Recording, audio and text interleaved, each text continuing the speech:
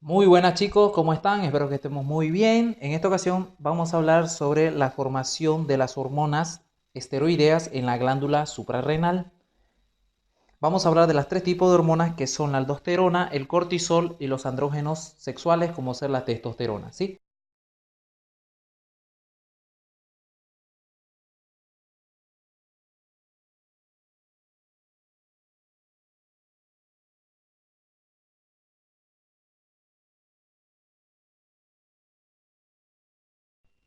Se dice que la glándula suprarrenal, ahí viene el nombre supra, se va a encontrar en la parte superior del riñón, ¿sí? Se dice que está en la parte superior, posterior del riñón o del polo superior.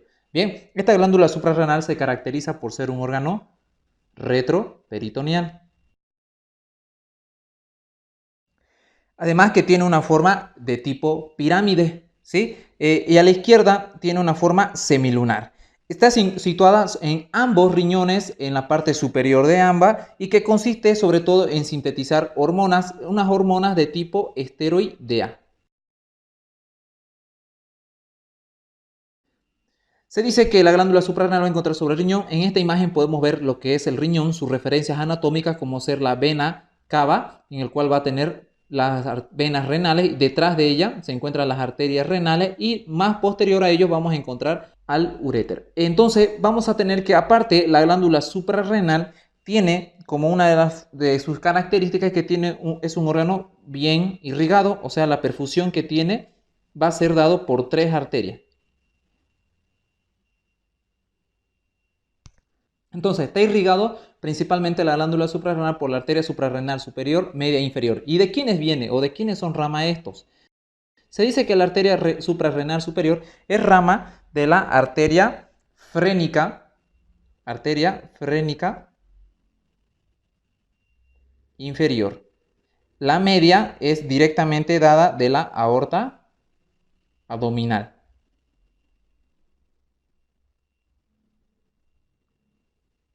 Y la inferior es de la renal, o también conocido de una rama que se llama arteria polar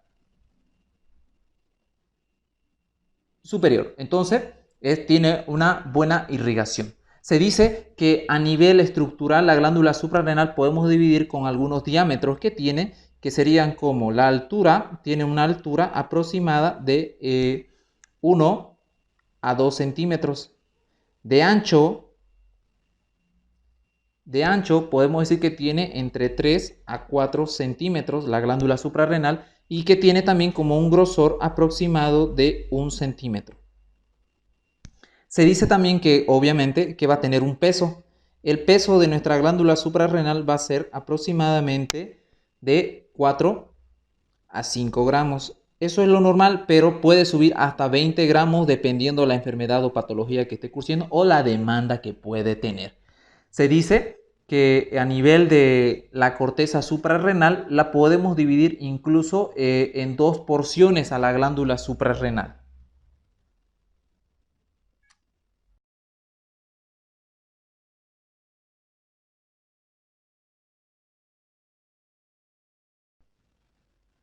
Podemos decir que también a nivel anatómico tenemos que la glándula suprarrenal, si lo hacemos un corte anteroposterior, entonces podemos ver que al riñón en la glándula suprarrenal la podemos dividir en dos porciones. Se dice que la parte periférica de la glándula suprarrenal la podemos catalogar como corteza, que equivale aproximadamente de la glándula suprarrenal de 80%, es decir, de toda la glándula suprarrenal, 80% es netamente corteza. Y que la parte medial o central va a constituir una parte que se llama médula, que equivale aproximadamente de la glándula suprarrenal el 20%.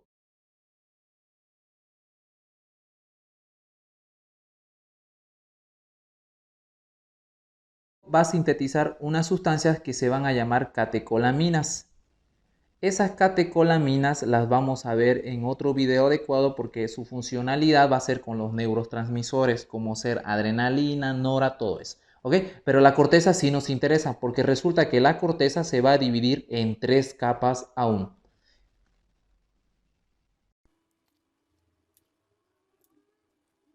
Entonces, nuestra corteza, la vamos a dividir en tres capitas, ¿sí? la corteza se va a dividir en tres capas. Esas capas van a ser conocidas como la capa glomerular, la capa fascicular y la capa reticular. ¿Cuál es la diferencia entre estas capas? Resulta que estas capitas que se van a encontrar en la corteza que ocupan el 80%, estas capitas que vendrían a ser también una división porque se van a dividir, la capa glomerular ocupa el 15%, la capa fascicular va a ocupar el 75%, la capa reticular va a ocupar netamente el 10%. Entonces, ¿cuál es la diferencia entre estos estratos o capas que van a aparecer en la misma corteza? Lo que va a diferenciar es que las células que se van a encontrar en este sector, en la capa glomerular o la capa fascicular o la capa reticular, son las mismas células, pero lo que diferencia van a ser las enzimas, o sea, la diferencia entre la glomerular y la fascicular van a ser netamente enzimáticos y así sucesivamente. Como va a haber una enzima en la capa glomerular que no va a haber en la fascicular y que no va a haber en la reticular, y lo mismo de la fascicular va a tener una enzima diferente a la glomerular y a la fascicular, entonces las hormonas que se van a sintetizar en este sector van a ser diferentes. Por ejemplo, la capa glomerular va a sintetizar hormonas de tipo mineralocorticoide. ¿A qué se refiere con mineralocorticoide? Que tiene la capacidad de mover a los electrolitos y que esa sustancia que va a producir se va a llamar aldosterona. Mientras la capa fascicular va a sintetizar unas sustancias que van a ser conocidas como glucocorticoides. La capa fascicular 75% va a sintetizar una hormona de tipo glucocorticoide y ese va a ser conocido como cortisol. ¿Y qué va a hacer él? Va a mover la glucosa dependiendo de la situación, pero él mueve la glucosa, él mueve los minerales, tanto como sodio, potasio, mientras él el azúcar. Y la capa reticular va a sintetizar los andrógenos sexuales. ¿Cómo ser la testosterona? Muy bien, entonces vamos a ver ahora cómo se sintetizan estos tres tipos de hormonas, gracias a la corteza suprarrenal. Antes de que vayamos a la síntesis de hormonas, que quede claro una cosa, es que también tiene una inervación la glándula suprarrenal y la inervación que va a ser dada, y eso es importante porque va a interferir en las funciones, y que la inervación generalmente es dada por las hormonas, o por los nervios desde la T8 o la torácica 8 hasta la torácica 11. Y las fibras nerviosas de ellos, que serían tanto como simpático, van a ir hasta incluso llegando hasta la médula suprarrenal o la corteza y van a interferir, dependiendo de la necesidad o el estrés que generalmente vamos a ver, ellos van a interferir sobre la liberación de estas hormonas, entonces por eso la importancia de su inervación. Y que generalmente para que la glándula suprarrenal produzca estos tipos de hormonas que las conocemos como hormonas esteroideas,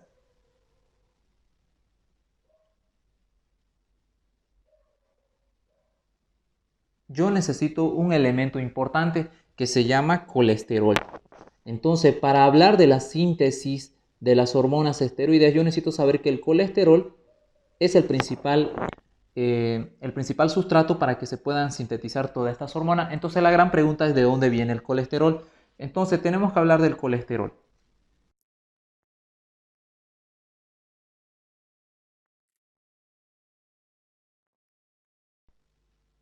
Entonces, el colesterol yo lo puedo conseguir de dos maneras. Lo puedo tener a través de la ingesta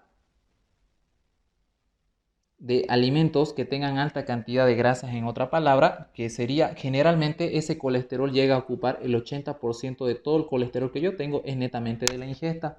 Pero yo también puedo darme cuenta que el colesterol, dependiendo de las necesidades, mi misma glándula suprarrenal puede sintetizar colesterol. A eso lo vamos a llamar colesterol de novo, que significa formados por nosotros o recién formados, que ocuparía el 20%. Entonces nos podemos dar cuenta que generalmente el que más me va a servir es obviamente por las ingestas. Ellos vienen por el tubo digestivo, se mezclan ya sean por las lipasas, amilasas linguales, amilasas pancreáticas, todos esos gástricas. Entonces, ¿qué van a hacer? Van a ayudar a la absorción del colesterol, ácidos grasos, etcétera.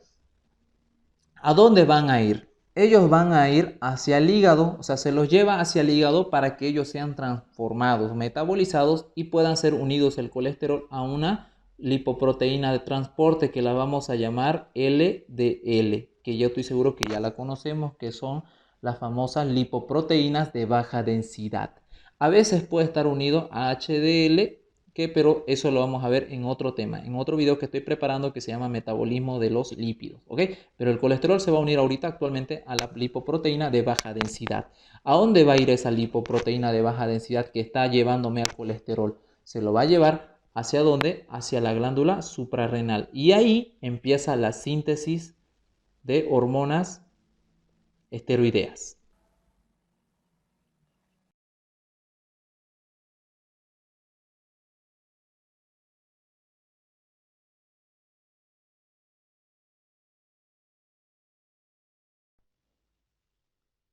El colesterol va a estar unido a la LDL, una lipoproteína transportadora. Esta se va a ir inmediatamente hacia la glándula suprarrenal. Va a ir a la región de la corteza por los receptores de LDL. Una vez se una, este colesterol se libera y se encuentra inmediatamente en la glándula suprarrenal, en la corteza, con una enzima llamada desmolasa. Esta desmolasa va a ser activada generalmente por una hormona llamada ACTH, que lo vamos a ver más adelante. Esta desmolasa va a transformar al colesterol en pregnenolona. La pregnenolona, que es un derivado del colesterol gracias a la enzima llamada desmolasa, esta pregnenolona va a ir inmediatamente a las capas de la corteza, de la glándula suprarrenal. En la capa glomerular se va a transformar la pregnenolona en progesterona, gracias a una enzima llamada 3-beta hidroxiesteroide deshidrogenasa.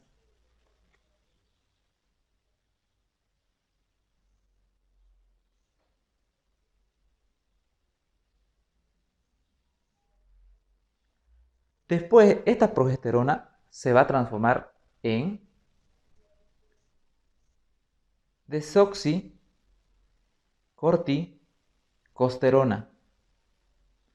Y lo vamos a poner también, algunos lo conocen como 11-desoxicorticosterona. Eso va a ser gracias a una enzima llamada 21-alfa-hidroxilasa. Algunos lo colocan como 21-hidroxilasa. Después, este desoxicorticosterona se va a transformar en corticosterona, gracias a una reacción enzimática de la 11-beta-hidroxilasa.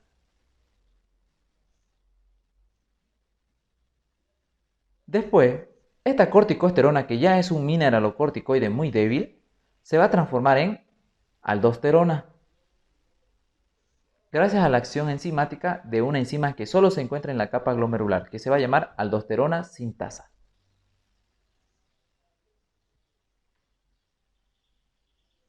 Y después esta aldosterona va a salir inmediatamente hacia la sangre. En la sangre, como es una hormona esteroidea, es liposoluble, necesita un transportador y se va a llamar la transportador transcortina, y también va a unirse a la albúmina.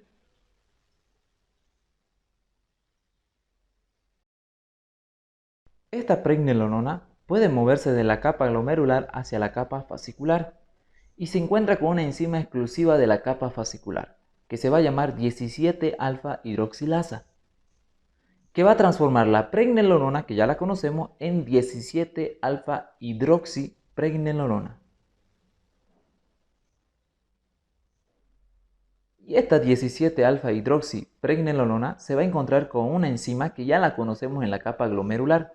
Esta se llama 3-beta-hidroxiesteroide deshidrogenasa, que me la va a transformar a la 17-alfa-hidroxipregnenolona en 17-alfa-hidroxiprogesterona. Y esta se va a transformar en 11-desoxicortisol gracias a una enzima que también la conocemos en la capa glomerular, que se va a llamar 21-hidroxilasa.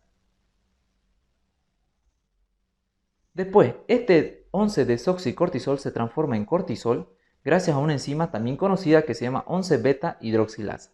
Ya el cortisol es un glucocorticoide más potente que conocemos. Este se va a ir inmediatamente al torrente sanguíneo. Al ser una hormona de tipo esteroide, va a necesitar un transportador y también se va a encontrar de manera libre. Eso lo hablaremos en un video exclusivo de cortisol. Y así sucesivamente, la pregnenolona puede irse directamente a la capa fascicular y así la 17-alfa-hidroxipregnenolona puede irse a la capa reticular y se va a encontrar con una enzima exclusiva de la capa reticular que se llama 17,20-hidroxilasa, que va a transformar al 17-alfa-hidroxipregnenolona en dihidroepiandrosterona, también conocido en sus abreviaturas como DHEA. Esta se va a transformar en androstenediona, gracias a una enzima también conocida en las capas anteriores que se llama 3-beta-hidroxiesteroide deshidrogenasa. Esta androstenediona se va a transformar en testosterona, el andrógeno más conocido en varones y en mujeres. Esta androstenediona se transforma en testosterona gracias a una enzima llamada 17-hidroxiesteroide deshidrogenasa. Ahora, ¿qué va a pasar con la testosterona? Que lo tienen las mujeres y los varones. Esta se pasa inmediatamente al torrente sanguíneo y después va a ir hacia los órganos sexuales. Si es varón, se va a encontrar con una enzima llamada 5-alfa reductasa que transforma la testosterona en dihidrotestosterona. Y si es mujercita, se va a encontrar con una enzima llamada aromatasa que va a transformar la testosterona en estradiol. Todo esto lo veremos en los órganos sexuales masculinos y femeninos. Y así, al final de todo esto, yo puedo decir que la capa glomerular me da unos mineralocorticoides. ¿A quién? Me lo va a dar a la aldosterona. Ella se va a ir a sangre, se va a ir a la transcortina y se va a transportar hacia los túbulos renales como túbulo colector y túbulo distal. Mientras la capa fascicular me sintetiza a los glucocorticoides. ¿A quién? A la famosa hormona del estrés, conocido como cortisol, que en el siguiente video vamos a hablar exclusivamente del cortisol, que es un glucocorticoide más potente. Se va a la sangre y se une a sus transportadores. En alguna parte ello se va a quedar libre, que eso también lo vamos a ver en el video exclusivo de cortisol. Vamos a lanzar 3 videos en el cual vamos a hablar de aldosterona, cortisol y testosterona. Entonces, continuando. Y la última capa reticular, que es la más interna de la corteza, sintetiza a los andrógenos sexuales, en el cual al final me va a dar a la testosterona, que tanto como varón o mujeres la tienen o lo tenemos, y dependiendo del órgano sexual, como va a ser más, los testículos o el ovario, se va a sintetizar diferente enzima y me va a dar diferentes hormonas, la dihidrotestosterona, que es la hormona exclusiva del varón, o el estradiol, que son los estrógenos en la mujer. ¿Sí? Espero que les haya gustado este video.